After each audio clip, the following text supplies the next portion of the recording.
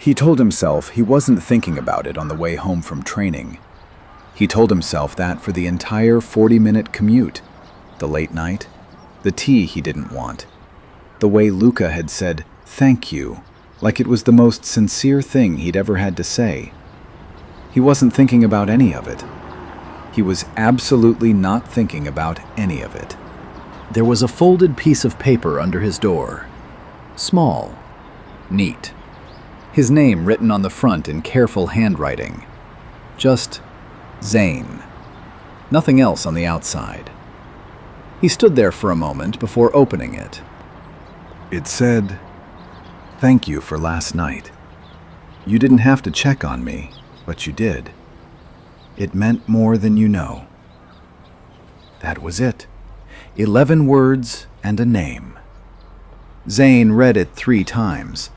Then he folded it carefully and put it on his kitchen counter instead of throwing it away.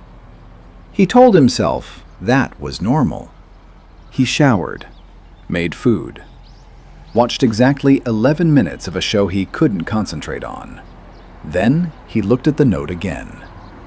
He picked up his phone, thought about texting, but they hadn't exchanged numbers. He put his phone down, looked at the wall between his apartment and Luca's, looked at the note, picked up his keys. He knocked, then immediately wondered what exactly he was going to say. He hadn't thought that far ahead. This was a problem. Luca opened the door with a sketchbook under his arm and a pencil behind his ear, like he'd been mid-thought. He looked surprised. Then he smiled. That small, quiet smile that did things to Zane's composure. Hey, I got your note. You didn't have to come over. I know. Neither of them moved. Do you want to come in? I was just sketching. Yeah, if you're not busy. I'm never too busy. He said it simply, like it was just a fact. Like Zane showing up at his door in the evening was already something he'd made space for. Zane stepped inside. The apartment looked different from a few days ago. Still small, still minimal, but Luca had added things. A plant on the windowsill, 2 prints on the wall, a string of soft lights above the couch. It was starting to look like him. You've been busy. I nest when I'm anxious. It's a thing. Are you anxious? Less than I was. Luca went back to sketching. Zane watched him without meaning to. There was something absorbing about it, the way Luca's whole face changed when he was focused, the small crease between his brows, the way he held his breath slightly when working on something precise. What are you drawing? You'll judge it. I won't. You will. Everyone does. I won't, Luca. Luca turned the sketchbook slowly. It was their hallway. Drawn in careful detail, the 2 facing doors, the corridor light, the small gap between them. And in the doorway of one of them, a figure, tall, dark-haired, recognizable even in pencil lines. Zane didn't say anything for a moment. Is that? It's just, the hallway is interesting, architecturally. The light does this thing in the morning. Luca. It's you. From that first morning. I drew it from memory. Zane looked at the sketch for a long moment. Then he looked at Luca. Luca was watching him with those expressive eyes, half hopeful, half terrified, like he'd said too much, like he was already preparing to take it back. It's really good, Luca. You're not weirded out? No, I'm really not. Luca showed him the rest of the sketchbook after that. Page after page of the city seen through his eyes. Rooftops, fire escapes, coffee cups, the view from his small window. Zane asked questions about each one, real questions, specific ones.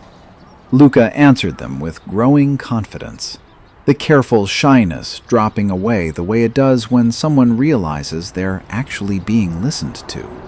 This one I drew at 3 in the morning.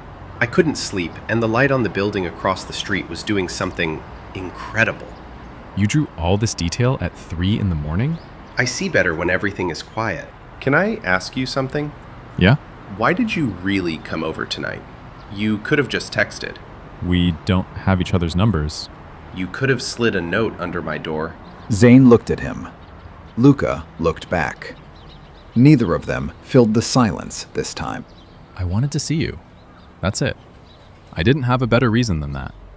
Luca didn't say anything, but something in his expression shifted, like a door opening. Just slightly. Just enough. They moved to the window at some point, neither of them quite sure when or why. The city stretched out below them, indifferent and bright. Do you ever feel like the city doesn't know you exist? Sometimes. Luca fell asleep somewhere around midnight. Mid-sentence, actually. Talking about a sketch he wanted to do of the bridge downtown, and then just gone. His head tilted slightly, the sketchbook still loosely in his hands. Zane sat very still for a moment, like moving would break something. He looked at Luca sleeping and felt something he hadn't felt in a very long time. Not want, though that was there too. Something quieter than that. Something that felt like care. Real, uncomplicated, terrifying care. For a 19-year-old boy he had known for 4 days, who drew him from memory, who said thank you like he meant it with his whole chest. Zane was in so much trouble. He found a blanket folded on the armchair, draped it carefully over Luca. Luca stirred slightly, made a small sound, didn't wake up. Zane stood there for a moment longer than necessary. Then he picked up Luca's sketchbook from where it had slipped to the cushion and placed it carefully on the coffee table. He turned the lamp down low, picked up his keys, and left. He stood at the door for a moment. The apartment was warm behind him. The hallway was cool ahead. He looked back once. Luca was still sleeping, completely peaceful, completely unaware of what he was doing to Zane, just by existing. Zane pulled the door quietly closed behind him. He leaned against the wall between their two doors, stared at the ceiling. 4 days. He had known this boy for 4 days. He had helped him move boxes, drunk tea he didn't like, kept a handwritten note, covered him with a blanket. This was not how his fresh start was supposed to go. He looked at door 7B, then pushed off the wall, went inside. He typed a message 3 times, deleted it 3 times. They still hadn't exchanged numbers. He was typing into the void. But somehow the act of writing it and then erasing it felt necessary. The last one said, "I think you should know that you drew me from memory, and I haven't stopped thinking about that." He stared at it for a long time, then deleted it, put his phone face down, closed his eyes, opened them again immediately. He found another note in the morning. Slid under his door sometime before he woke up. He opened it, standing in the doorway in yesterday's t-shirt. It said, "Thank you for the blanket, and for staying as long as you did. I sleep better when someone else is in the room." I don't know what that means.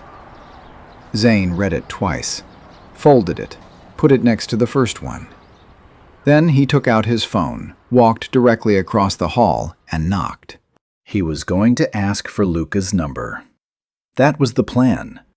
Simple, practical, neighborly. What happened instead is episode 3. You already need to watch it. You know you do.